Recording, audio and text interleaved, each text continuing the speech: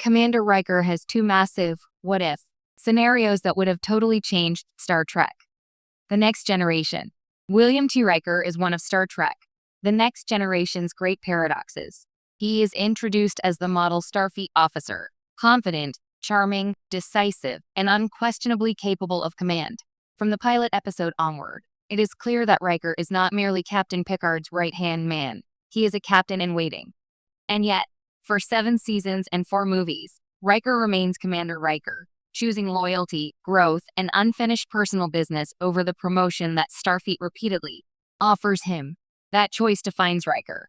But it also raises 2 enormous what-if scenarios that would have fundamentally altered the next generation as we know it.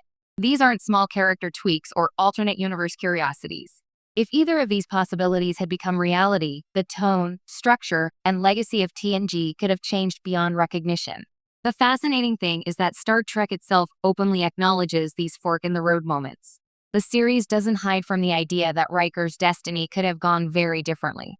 In fact, it leans into it, sometimes literally showing us alternate versions of Riker who made different choices. So let's explore the 2 massive what-if scenarios surrounding Commander Riker, and why each one would have reshaped Star Trek, The Next Generation from its core. What if #1? Riker accepted a captaincy early in TNG. From almost the very beginning of The Next Generation, it's obvious that Riker staying on the Enterprise is unusual. In Starfleet terms, he's overqualified. Picard himself notes that Riker could have been a captain already, and throughout the series, Starfleet Command keeps reminding him of that fact. Riker turns down the USS Drake. He turns down the USS Ares. He turns down the USS Melbourne. Each refusal is treated as a surprise, sometimes even a concern. Starfleet officers aren't supposed to say no to command, yet Riker does, repeatedly. Now imagine the alternative. Riker accepts one of those offers in, say, Season 2 or Season 3. Suddenly, The Next Generation loses its emotional spine. Riker is more than Picard's executive officer. He is the bridge between Picard's formality and the crew's humanity. He laughs with Geordi, spars intellectually with Data, flirts shamelessly with Troy, and challenges Picard when necessary. Without Riker, Picard risks becoming isolated, a brilliant captain surrounded by subordinates but lacking a true equal at his side. Replacing Riker wouldn't be simple. A new first officer would either be too deferential to Picard or too adversarial, upsetting the delicate balance that defines the Enterprise D. The show's unique leadership dynamic, one based on mutual respect rather than rigid hierarchy, would likely disappear. More importantly, Riker's departure would force TNG to shift its narrative focus. Instead of a stable, almost family-like crew, the Enterprise would become a stepping stone, a place officers pass through on their way to greater things. That undermines one of TNG's core themes. That exploration and personal growth don't always require moving on. There's also the issue of timing. Riker grows because he stays. Early season Riker is confident, but impulsive, sometimes arrogant.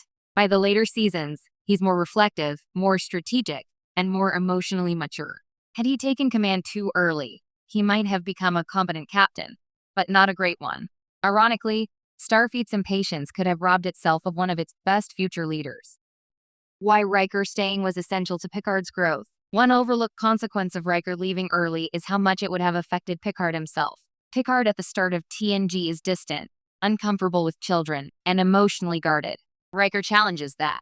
He pushes Picard to trust his instincts, to loosen his grip on protocol, and to remember that command is about people, not just principles. If Riker had left, Picard might have retreated further into formality. The Picard who later risks everything for his crew, who mentors Data with quiet patience, and who grows into one of Star Trek's most beloved captains is shaped, in part, by Riker's presence. In other words, Riker refusing promotion doesn't just preserve his own arc, it preserves Picard's.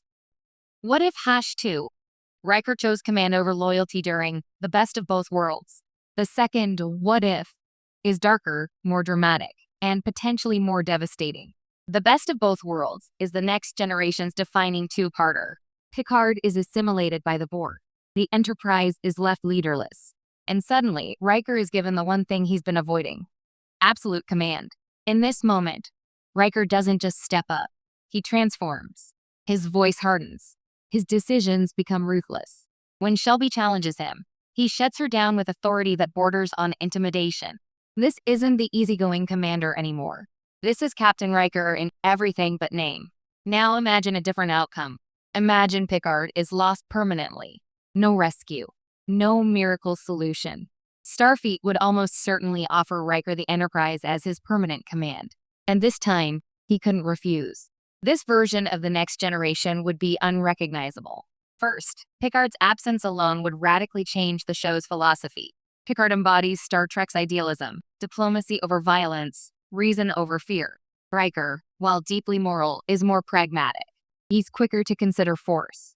Under his command, the Enterprise might become a more militarized ship, especially after the trauma of the Borg.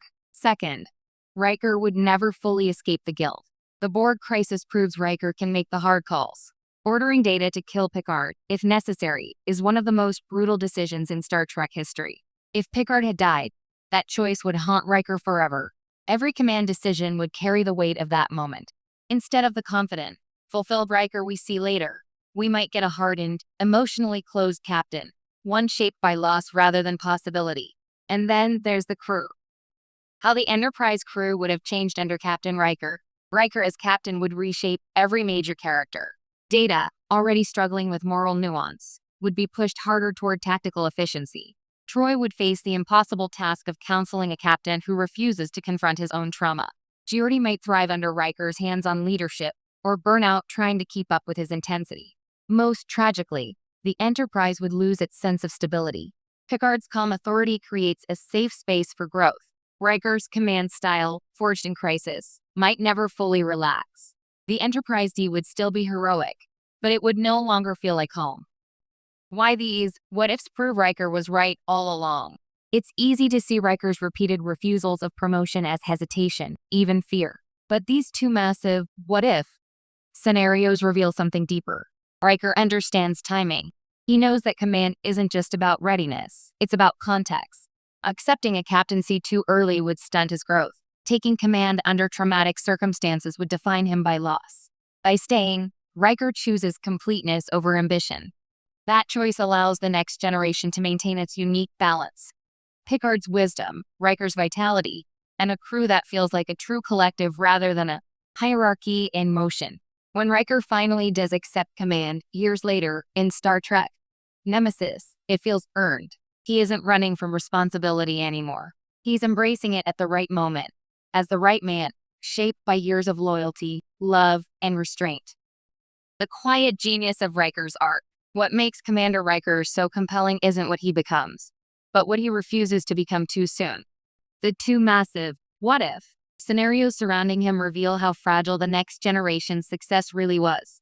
One early promotion, one permanent loss, and the entire emotional architecture of the series could have collapsed. Instead, Riker stays.